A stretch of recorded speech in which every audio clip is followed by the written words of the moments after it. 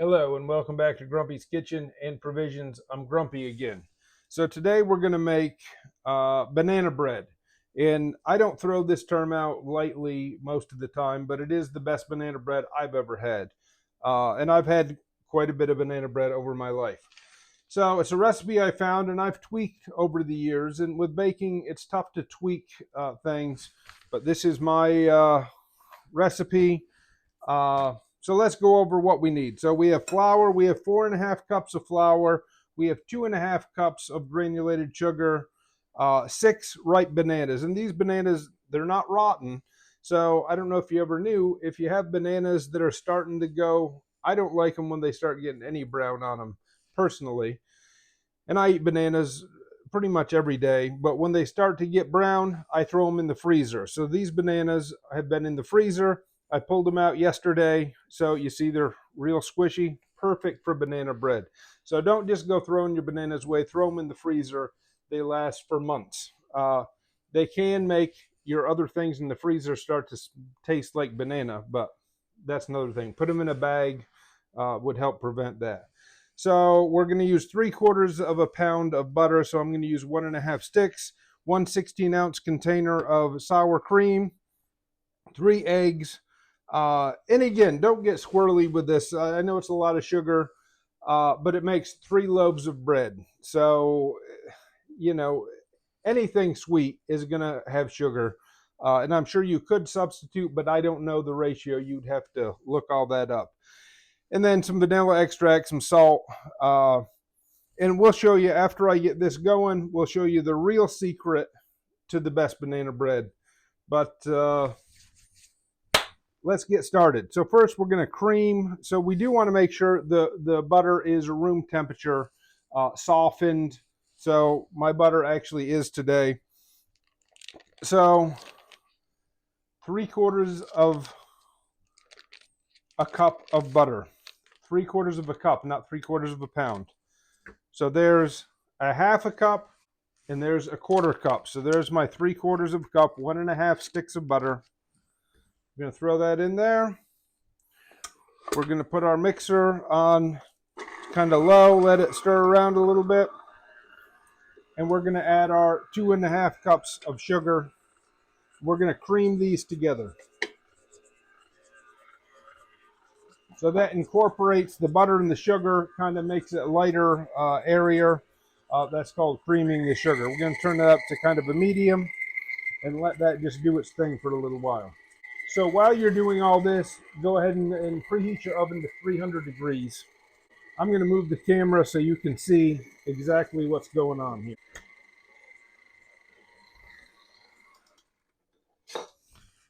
Just going to wipe my edge, or if anything stuck to the bowl. Now we're going to add our eggs. 1, 2, 3 eggs. Now I'm going to add my bananas. 6 ripe bananas. Number 1, 2, 3, 4, 5. Okay, 6 bananas. You want to make sure they're ripe. They are soft. I always use ones out of the freezer. Next, we're going to add our sour cream. 16 ounces of sour cream. Now we're going to go 3 teaspoons of baking soda. 1, 2, 3 teaspoons of soda. 2 teaspoons cinnamon. 1/2 teaspoon of salt. 2 teaspoons of vanilla extract. 1. Now I'm going to scrape my bowl quick before I start my dry. Make sure there's nothing stuck to the bottom. Now I'm going to start adding my flour. 4.5 cups. I'm just going to use a little scooper. Just add it. It'll gradually incorporate. It is better to add it just, a little at a time. Don't just go dumping it in willy-nilly. Now I'm gonna wipe my edges.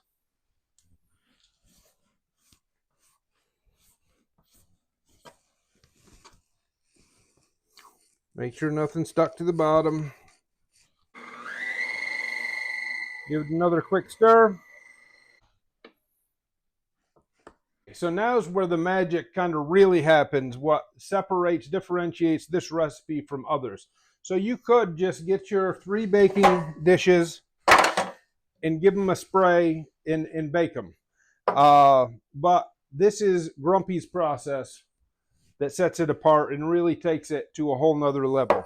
So we're going to spray our pans light, whatever spray you want. If you want a avocado spray or whatever, that you do whatever you want to do. So I'm just using what most people would have in their cupboard. So this is a mixture of cinnamon and sugar, just like you would make old school cinnamon and sugar, toast. So I don't know. It's probably like three parts sugar to 1 part cinnamon. Okay, so I'm gonna sprinkle on all sides. Okay, then if you see the stuff in the bottom, we're just gonna kind of work it around, just like you were flouring a pan. Okay, then we're gonna do the next one. So again, just kind of tip it up so you're getting the flour or the cinnamon and sugar all over. And then the extra in the bottom, just tip it. If there's a lot extra, dump it into your next pan.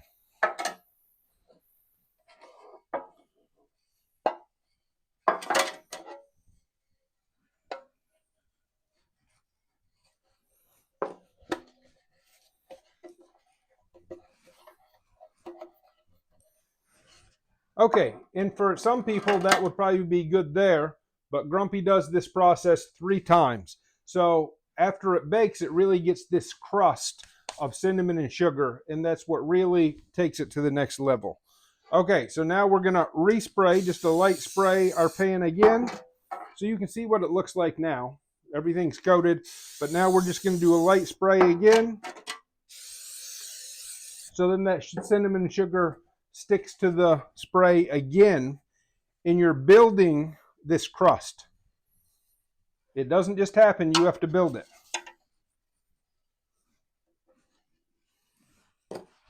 Again, just tilt it around until it gets a crust. Go on to your next one.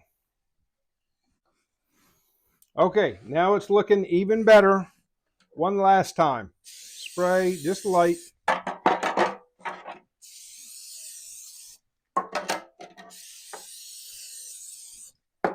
Okay, so now we're going to do one last coating.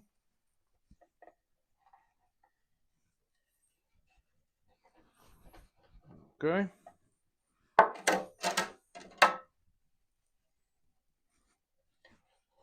We normally have 1 loaf out. We eat it.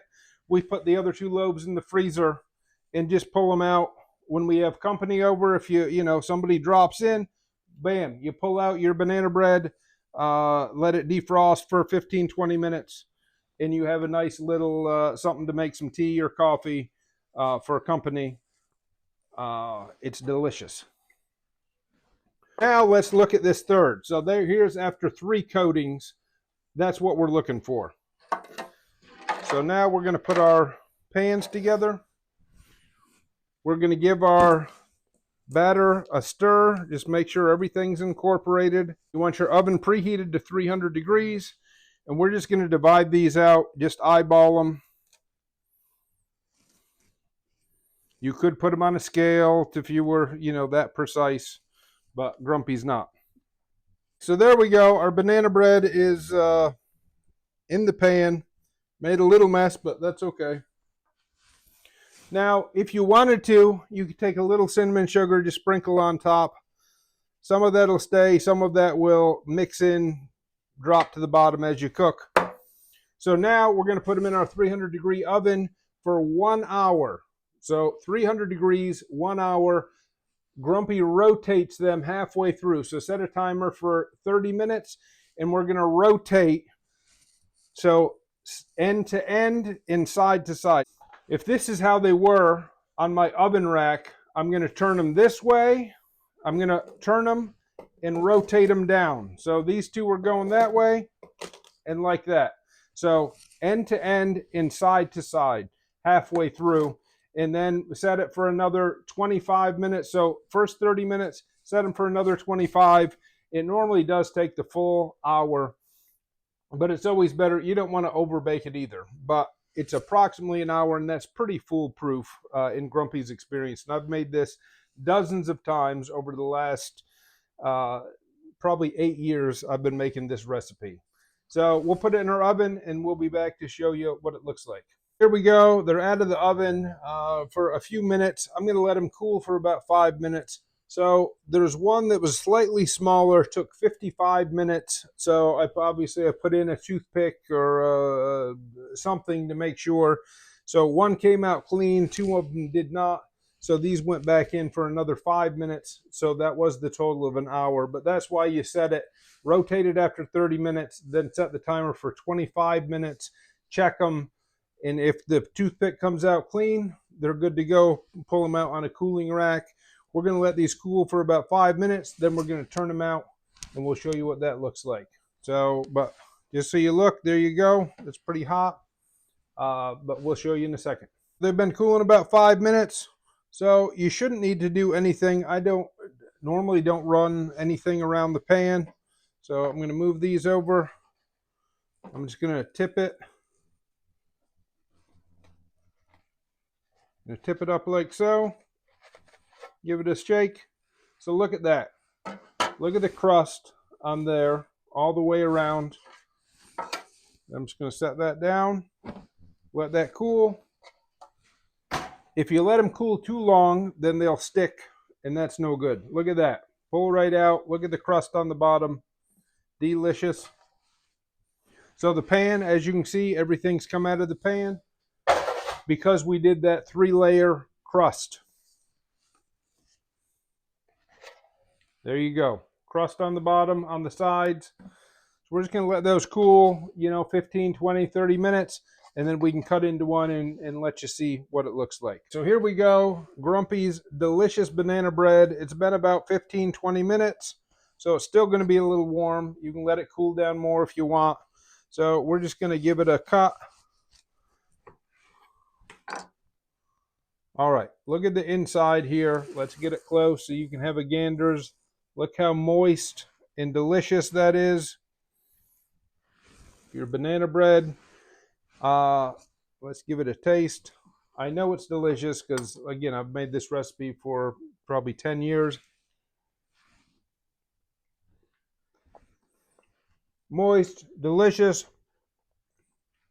The crust on the outside with the cinnamon and sugar. Wow, wow, wow. So you could put a smear of butter on there. Would also be delicious, or eat it as is. Again, these freeze great. Wrap them up, double wrap in plastic wrap or a gallon Ziploc. Seal them tight, put them in the freezer. Last for several months.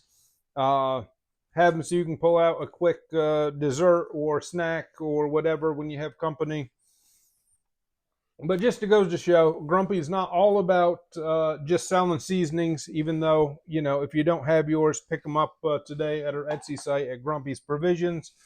But Grumpy bakes also. It's not my forte. But just like that, you can do it on your onesie. Again, Grumpy's recipe, but it'll be in the comments also. Make it for any holiday or any time just to have it around as a snack for company. And as always, I'm grumpy and grateful for you to continue to follow, like, and share. Share for more tips, tricks, recipes, and whatnots. Until next time, have a great day. And remember, got to get some grumpies.